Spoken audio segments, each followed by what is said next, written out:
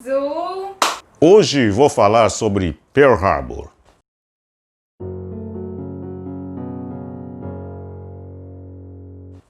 Olá, meu nome é Roberto Guo. Antes de começar o vídeo, eu quero pedir para você, inscreva-se no meu canal, clique no sininho para receber notificações, dá um joinha, compartilhe, tá legal? No dia 7 de dezembro de 1941, dia de domingo, pouquinho antes das 8 horas da manhã, aviões japoneses atacaram de surpresa a base naval de Pearl Harbor, nas Ilhas Havaí, território dos Estados Unidos. Mas qual foi a motivação do Japão para atacar os Estados Unidos? Eu expliquei num outro vídeo anterior por que o Japão atacou os Estados Unidos. Se vocês quiserem, dá uma olhada lá, que eu explico os motivos que levaram o Japão a fazer esse ataque. Eu falo dos antecedentes e as desavenças nas relações nipo-americanas. Tá legal? Mas hoje falarei especificamente desse ataque de Pearl Harbor, um dos mais conhecidos da história, que foi tema de diversos filmes e livros. Cerca de 400 aviões japoneses, baseados em 6 porta-aviões, numa força-tarefa naval, decolaram em águas internacionais perto das Ilhas Havaí e atacaram a base americana de Pearl Harbor, que era a base da Frota do Pacífico dos Estados Unidos. Nesse ataque, eles usaram torpedos jogados de aviões bombardeiros, destruíram vários navios e uma parte da frota aérea atacou as bases, os aeródromos, diversos aeródromos em volta da ilha. Esse ataque foi feito sem uma declaração formal de guerra do Japão para os Estados Unidos.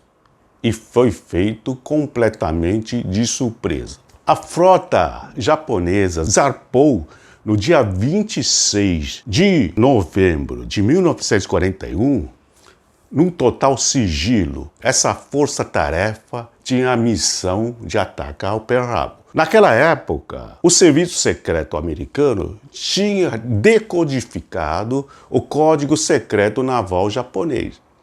Então, eles sabiam que uma força japonesa ia atacar uma base americana, só eles não sabiam onde. Tanto é que no dia 27 de novembro, no dia seguinte a essa saída da frota japonesa, o governo americano emitiu alerta para todas as bases americanas no Pacífico, alertando de um possível e iminente ataque japonês. Eles só não sabiam o lugar exato. O alerta tinha sido dado. Passaram os dias, não aconteceu nada, porque a frota não tinha chegado ainda. Tanto é que eles escolheram o dia de domingo, quando todos estavam de folga, e pegaram desprevenidos os americanos, que não esperavam essa ousadia do Japão, porque a base americana era enorme. E depois desse ataque, no dia seguinte, o presidente americano convocou o Congresso para formalizar uma declaração de guerra contra o Japão. Na verdade, esse ataque provocou uma união dos americanos, porque pouquinho antes, os Estados Unidos eram totalmente divididos. Cerca de metade era contra a guerra e metade era favorável à entrada dos Estados Unidos na Segunda Guerra Mundial. Depois desse ataque, praticamente a unanimidade da população americana foi favorável à guerra. No dia 8 de dezembro, o Congresso americano teve um quórum de 100%. Todos os senadores votaram a favor da guerra e quase todos os deputados federais votaram a favor, à exceção de uma deputada que votou contra porque era pacifista convicta. Dito isso, apesar de o ataque ter danificado diversos navios americanos, na verdade, ele foi um certo fracasso. Eu vou explicar por quê. Porque o maior objetivo dos japoneses era destruir os 3 porta-aviões que faziam parte da frota do Pacífico. Só que no dia do ataque, nenhum dos porta-aviões estavam na base naval. Eles tinham ido em alto mar. 2 desses porta-aviões tinham missões a cumprir, entregando aviões para outras bases aéreas. E um porta-aviões estavam fazendo manobras de treinamento. Graças a essa coincidência, esses 3 porta-aviões não foram destruídos, e que seria essencial para os Estados Unidos. Tanto é que eles tiveram participação decisiva na Batalha de Midway, ocorrida 6 meses depois, com uma vitória estrondosa dos Estados Unidos, que eu falarei num futuro vídeo, tá ok?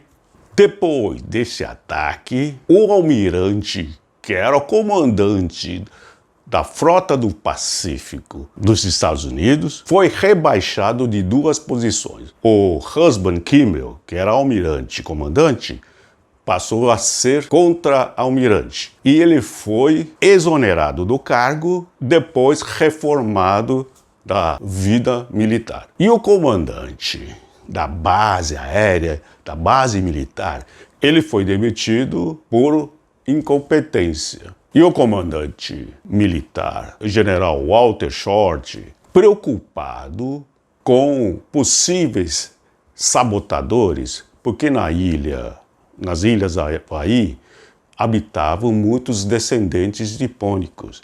Então, ele, com medo de possíveis atos de sabotagem, ele tirou todos os aviões que estavam nos hangares, os aviões que estavam camuflados, e deixou todos os aviões nas pistas, enfileirados, um ao lado do outro, nos vários aeródromos das Ilhas Havaí, ficando à vista para a torre de controle poder observar melhor. Mas isso aí foi uma bênção para os japoneses, porque quando os aviões japoneses chegaram, eles viram todos os aviões enfileirados no chão. Aí foi moleza, destruíram cerca de mais de 350 aviões americanos que estavam estacionados em vários aeródromos. Também o general Short foi acusado de incompetência depois desse ataque. Tanto é que também ele foi rebaixado para 2 posições. De general 4 estrelas, ele passou a ser general de 2 estrelas, exonerado do seu cargo, depois reformado, passando para a vida civil. E o autor intelectual desse ataque foi o almirante Yamamoto, herói nacional japonês, uma pessoa de mente brilhante, que ele elaborou todo o conceito desse ousado ataque. Mas o almirante Yamamoto era contra a guerra contra os Estados Unidos, porque ele sabia que não tinha condições de o Japão derrotar os Estados Unidos no médio e longo prazo. Mas outros militares do governo, principalmente os generais japoneses, achavam que tinha condições de dar um golpe decisivo nos Estados Unidos e pelo menos ter uma vitória, uma vantagem de 6 meses. E depois desse período, eles entrariam em negociação com os americanos, estando numa posição de força, porque nesse ínterim, ele já devia ter conquistado os vários territórios do Sudeste Asiático, que era o objetivo deles. Mas, como o almirante Yamamoto era um militar, ele tinha que obedecer, porque isso aqui era uma decisão ministerial, era uma decisão do Estado, com a sanção do imperador japonês. Então, mesmo sendo contra, ele elaborou o plano do ataque. E por que ele era contra esse plano? Porque ele estudou em Harvard, ele foi adido militar japonês nos Estados Unidos, em Washington. Então ele viveu cerca de 10 anos nos Estados Unidos. Ele conhecia do poder industrial americano. Nessa época, a produção americana era de cerca de 10 vezes maior que a japonesa. Isso quer dizer, A economia japonesa era cerca de 10% da americana.